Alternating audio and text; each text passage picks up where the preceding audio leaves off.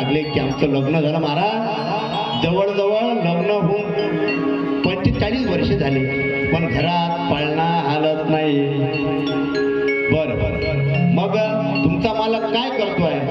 माझा मालक गोदावरीच्या नदीमध्ये जवळजवळ 11 वर्ष झाले त्यांना परिपूर्ण तपश्चर्या करून राहिलेल्या आहे, अनुष्ठान करून त्याला एका पायावर उभं.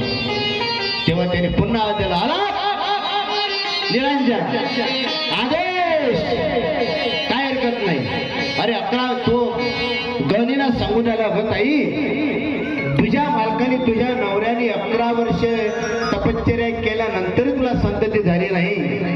त्याला म्हणावं आता नको ती तपश्चर्या करू, नको साधना करू, तर मी तुला प्रसाद देतो. लगेच त्याने झोळीत हात घातला आणि लगेच मात्र प्रसाद घेतला आणि लगेच मात्र हा घे प्रसाद, आणि असा लंबा हात केलेला आहे आणि प्रसाद घेतला आणि लगेच खाऊन टाकला. माय बाप मीराबाईने वा वा टाळ्या वाजवता.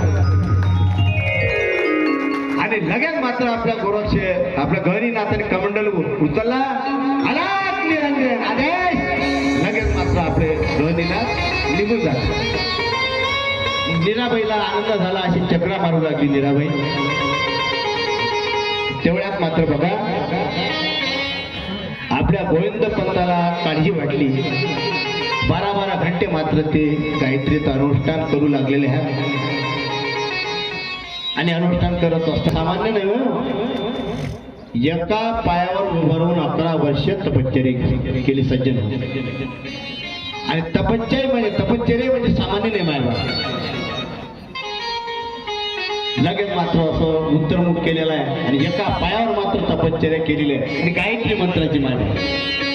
हो, तपश्चर्या झाल्यानंतर आपल्या लगेच मात्र बघा त्यावर मात्र असा आनंद उत्सव आहे. इकडे आनंद उत्सव आणि चेहऱ्यावर आनंद उत्सव असला की पतीला संशय वाटला. गोविंद पंताने विचारला, कागद तुझ्या चेहऱ्यावर एवढा आनंद कसं काय? तेव्हा मात्र तिने हात जोडले, हो तुम्हाला काय झालं? हा, गणिनाथाची एकनिष्ठ, हा गोरक्षनाथाची एकनिष्ठ शिष्य गणिनाथात आपल्या घरी आले होते. अरे अरे आल्यानंतर मग मी येपर्यंत थांबवत होतं. संत दर्शनी आला पद्मनाभ जोडीला. अरे दर्शन झालं असतं माझं. अगं त्यांना गडबड होतं, पण तुझ्या चेहऱ्यावर आनंदाचं कारण सांग बघू.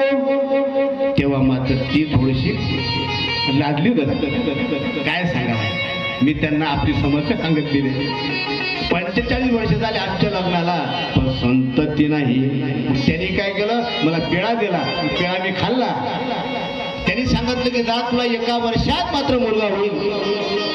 मग मात्र बघा गोविंद पंतांनी लय आनंद झाला. त्यांचा चेहरा मोठा हसू आला बघा. वा वा क्या बात आहे. अशी बातमी जेव्हा ज्याच्या वेळेस ऐकायला भेटते तेव्हा आनंदाचं उद्यान पावल्या जाते मला. आणि काही काळातच सज्जन हो, श्रावण आषाढ शुद्ध एकादशीचा दिवस मात्र उजाडला.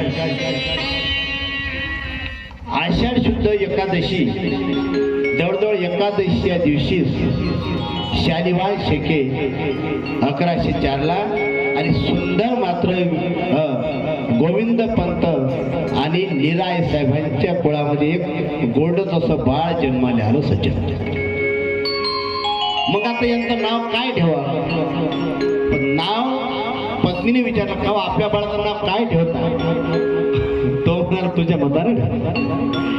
मग शेवटी विचार केला की तुम्ही गायत्रीचं अनुष्ठान केलं आणि वेदांची माता मात्र गायत्री आहे. मग त्यांचं मात्र नाव ठेवण्यात आलं मायबाप की लक्षात ठेवा, वेद मात्र नाव ठेवण्यात आलं. वेद माता बरोबर आहे ना. विठ्ठल पंताचं नाव पहिलं काय होतं? वेद माता. जवळजवळ बाळ मात्र लहानाचं मोठं झालं आणि बाळ लहानाचं मोठं झाल्यानंतर सज्जन हो तुरु असं खेळायचं काय त्यांच्या घरात उद्यान आलं हो बाबा. जेव्हा बाळ जन्माला येतो तेव्हा आनंद मात्र समावल्या जात नाही. लक्षात ठेवा. आणि एवढ्या मोठ्या म्हातारपणा झालेली संतती म्हणजे आनंद मात्र फारच वेगळा आहे. आणि त्रिशूळाने वरती केलं, आला निरंजन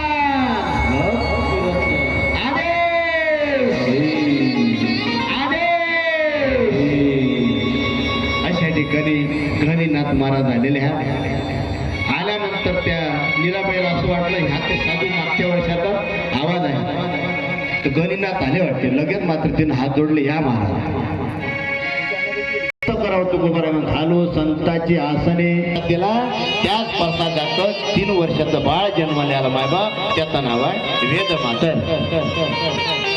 तेव्हा मात्र बाळ असं खेळत असताना लगेच तुरु तुरु खेळायचं. तेव्हा मात्र या गहिनीनाथांनी दोघांनी मात्र विचारणा केली आणि गोरक्षनाथ उभे झालेल्या समोरासमोर दोघांचा संवाद आहे. आणि तेव्हा मात्र हात जोडले आपलं दोघं उभयतांनी. मी 2-3 वर्षाच्या आधी आलो होतो. निराई तुम्हाला बाळ झालं नाही का? ते म्हणाले हो. केशव पंथी म्हणाला हो. अशी मान हलू लागली. हो बाळ झाला मला. बरोबर. ती कुठं आहे? ते काय तिकडे गेलं, ती खेळायला. सप्ताह चालू आहे ना गाव.